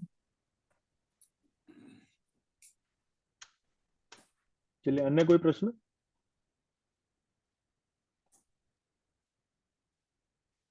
आज तो प्रभु जी बहुत ज्यादा जानकारी मिली। बहुत ज्यादा जानकारी मिली ना। जी। हम्म। चलिए। ये तो मतलब हालांकि इतनी नहीं होती है, सब उस पर वो करते हैं, लेकिन बहुत ज्यादा ये ज्ञानवर्धन की चीजें थी। जी। ये तो जीव गृहस्थ के गोस्वामी, लिए। रूप गोस्वामी जी और प्रभुपाद जी का धन्यवाद कीजिए। ये गृहस्थ के और लिए बहुत जरूरी है थी। जी, चलिए, इसके अतिरिक्त कोई प्रश्न नहीं है तो हम कक्षा को यहीं विश्राम देंगे। आप अगर सबका भाग लेने का बहुत बहुत धन्यवाद। प्रभु जी एक बात और पूछनी थी। हाँ, पूछिए। जैसे अगरबत्ती जो है ज्यादातर वो बांस की उसमें आती है, हाँ तो जी, हाँ जी, हाँ जी। उसमें क्या, कुछ लोग कहते हैं दोष लगता है, तो वो जलानी चाहिए नहीं जलानी चाहिए? क्योंकि जी, बगैर उसकी बांस की लकड़ी के नहीं मिलती है। हाँ जी, हमें कोई ऐसा मैंने भी सुना है, लेकिन हम तो नित्य प्रति जलाते हैं। इस्कॉन मंदिरों में भी जलाई जाती हैं। हमने इस प्रकार का कोई ऐसा वर्णन जो है इस्कॉन संस्था के माध्यम से नहीं सुना है। अच्छा। संभवतः ये शास्त्र में कहीं वर्णित नहीं है, किसी व्यक्ति की अपने अपने आप में ही कोई कपोल कल्पना उसने बना दी है। तो नहीं प्रभु जी, वैसे बांस में दोष तो होता है, हम्म, क्योंकि बांस तो वैसे भी घर में भी नहीं जलाते, मतलब ये दोष है इसमें। हम्म, हम्म। आ, किसी उसमें शुभ शुभ कार्य में बांस का जो है वो नहीं किया जाता। वो केवल जी, उसमें ही किया जाता है जो चिता के उसमें काम में, चिता में भी बस, और कहीं नहीं किया जाता। लेकिन इसीलिए मानते होंगे, पता नहीं क्या अब इसका। नहीं, मैं वही कह रहा हूँ ना आपको। आपने यदि ध्यान दिया हो तो ये जितनी भी बातें हैं सब शास्त्र से ली गई हैं। हम्म। आज भी जो हमने आपको बताया वराह पुराण से बताया। जी जी। रूप गोस्वामी जी भी जो जितने भी ये अंग बता रहे हैं वो शास्त्रों से बता रहे हैं। जी। तो इस्कॉन मंदिरों में अगरबत्तियों का उपयोग भरपूर होता है। तो यदि शास्त्र में ये वर्जित होती तो मंदिरों में ये उपयोग नहीं होती। मेरा कहना ये है। तो ऐसे में जो व्यवस्था है, जो अभ्यास हम लोग सामान्य रूप से देखते हैं, तो यदि उसमें हमें कहीं कोई दोष नहीं बताया गया है तो उसमें कई बार कपोल कल्पित ये जो बातें हैं ये प्रचलित हो जाती हैं और वो घर कर जाती हैं, तो उन पर ज्यादा ध्यान देना नहीं चाहिए। हम तो जलाते हैं, रोज अगरबत्ती जलाते हैं। नहीं, जलाते तो हम भी प्रभु जी, मैं इसीलिए थोड़ा स्पष्टीकरण चाह रहा था हाँ, आपसे। मैं वही स्पष्टीकरण आपको देने का प्रयास कर रहा हूँ कि उसमें यदि दोष होता तो हम नहीं जलाते। यदि फिर भी आपके मन से इस प्रकार का शंका जो है वो नहीं जा रही है, तो बहुत सारी ऐसी धूप है जिनमें बांस का उपयोग नहीं होता है, आप उनका उपयोग कर लीजिए। ठीक है प्रभु जी। जी, चलिए जी, हरे बहुत बहुत कृष्ण धन्यवाद, प्रभु जी। बहुत बहुत धन्यवाद। हरे कृष्ण। हरे कृष्णा प्रभु जी। हरे कृष्ण जी। हरे कृष्ण सुबोध जी मेरठ आए हुए हैं प्रभु जी। नहीं, हरे अब तो कृष्णा बेंगलोर, प्रभु जी। तो बेंगलोर वापस आ गई जी। हरे नहीं, कृष्ण जीवन प्रभु। सुबोध जी मेरठ। अच्छा, सुबोध जी आए हुए हैं, अच्छा। हाँ। चलिए, बहुत बहुत धन्यवाद आप सभी का। हरे कृष्ण। हरे कृष्ण।